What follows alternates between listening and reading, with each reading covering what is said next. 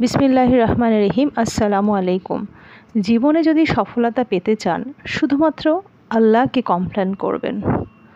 Complain এই কারণেই আল্লাহকে করবেন, কারণ এটি হচ্ছে আম্বিয়াদের কোয়ালিটি এবং জীবনের সফলতার চাবিকাঠি। কেন করবেন? আল্লাহ হজরত ইয়াকুব আলাইহিস সালামের জন্য বলেন, তিনি বলেছিলেন যে আমি অর্থাৎ হজরত ইয়াকুব আলাইহিস সালাম নিজের সমস্যা দুঃখ শুধুমাত্র আল্লাহকে শেয়ার করতেন। উনি বাইরে গিয়ে কাউকে কখনোই কোনো রিলেটিভ বা নেইবার কাউকে বলেনই। দেখবেন মানুষ যদি নিজের দুঃখের কথা অন্য কাউকে বলে না, অন্য কেউ কিন্তু মজা নেবে কিংবা হয়তো কেউ সাহায্য করবে।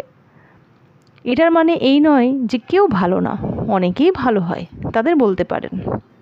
কিন্তু যারা সফলকাম ব্যক্তি বা সফল হন, তারা কিন্তু নিজের দুঃখের কথা শুধুমাত্র আল্লাহকে বলেন, কারণ তারা জানে যে আল্লাহই তার সমস্যা দূর করতে পারেন। কারণ আল্লাহ হলেন সারা জাহানের বাদশাহ। হয় আল্লাহ তাকে সমস্যা থেকে দূর করবে, না হয় মোকাবিলা করার তাকে ক্ষমতা দেবে। যদি আপনি নিজের সমস্যা নিয়ে দুনিয়াদি কোনো বাদশার কাছে যান না, সে আপনাকে হয় ঘোরাবে, না হলে আপনাকে দেরি করবে, কিন্তু আল্লাহ আপনাকে হেফাজত করবে। যখন কোনো আদর্শবান টিচারের কাছে কোনো কমা মানে লাস্ট বেঞ্চার কোনো স্টুডেন্ট পড়া বুঝতে চায়, তখন কিন্তু টিচার খুব খুশি হয়। ঠিক তেমনই যেমন গুনাহগার বান্দা যখন আল্লাহর কাছে যায়, আল্লাহও তার থেকে বহু বহু গুণ বেশি খুশি হন। কিন্তু শয়তান আমাদের যেতে দেয় না, আর মনে করায় যে আমি বা আপনি কতটা পাপী। এটা শয়তানের ধোঁকা।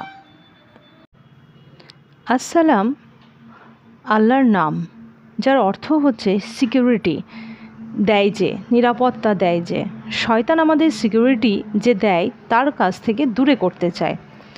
আল্লাহ ছাড়া কোনো সিকিউরিটি হতে পারে না, তাই আল্লাহকে বলবেন। সূরা তহাতে আছে, আল্লাহ পাক মুসা আলাইহিস সালামকে জিজ্ঞেস করেন যে তোমার হাতে কি? তখন মুসা আলাইহিস সালাম প্রচণ্ড এক্সাইটেড হয়ে যান এবং বলেন যে আমার হাতে একটি লাঠি আছে, যেটা দিয়ে আমি ছাগল চড়াই, আমি ঝোপঝাড় পরিষ্কার করি, আমি রেস্টও করি, আবার তার দ্বারা অনেক বড় বড় কাজও করি। অনেকে বলে যে এত বড় অ্যান্সারটা মুসা আলাইহিস সালাম কেন দিলেন, কেনই বা দরকার ছিল? কিন্তু আবার অনেকে বলেন যে এই যে কথোপকথন আল্লাহর সঙ্গে মুসা আলাইহিস সালামের হয়েছিল, সেটা কোনোভাবেই মূল্যহীন নয়। কারণ আল্লাহর সাথে যে ধরনের কথাবার্তা নবীদের হতো বা নবীদের সঙ্গে হয়েছে, সেটার কখনোই নিরর্থক হতে পারে না।